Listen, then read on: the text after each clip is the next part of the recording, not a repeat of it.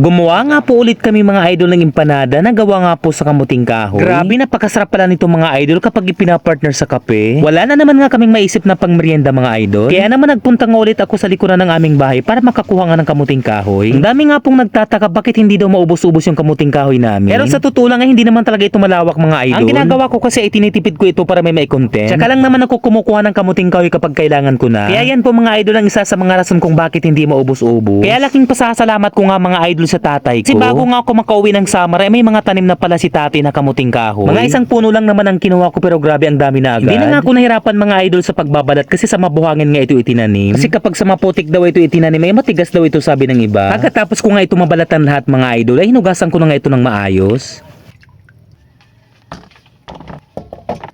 Hindi rin ako nahirapan mga idol sa pag-i-edit kasi napakalambot nga talaga ng kamuting kahoy.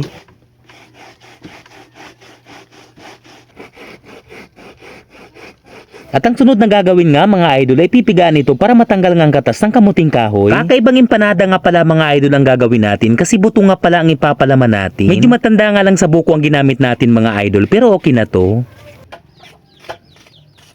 Hindi nga pala kami gumamit ng asukal mga idol kasi may kalamay pa naman kaming natira. Kasi sabi ko imbis na asukal ay kalamay na lang ang gamitin natin. Pinagalo-halo ko lang naman itong mga idol hanggang sa matunaw nga itong kalamay.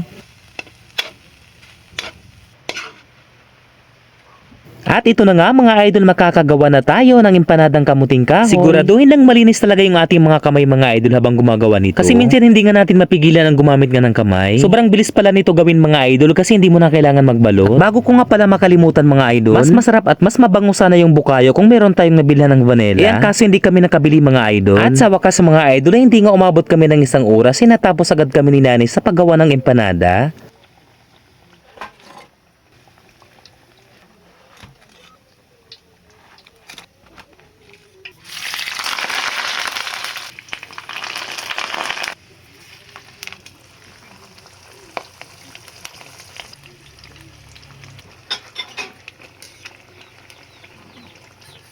At nang maluto na nga mga idol ay grabe hindi ko nga talaga mapigilang tumikim.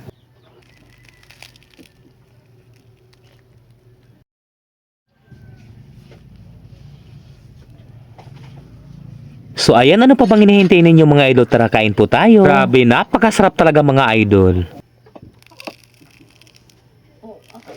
Lalo na kapag may kape, bagay na bagay talaga mga idol. Kaya naman hindi talaga mapigilang kumain agad din nanay. Hanggang dito na lamang po ang video natin mga idol. Marami pong salamat sa panonood. Sa mga kababayan kong waray, dako nga salamat sa inyong suporta mga idol. Bukas ulit mga idol.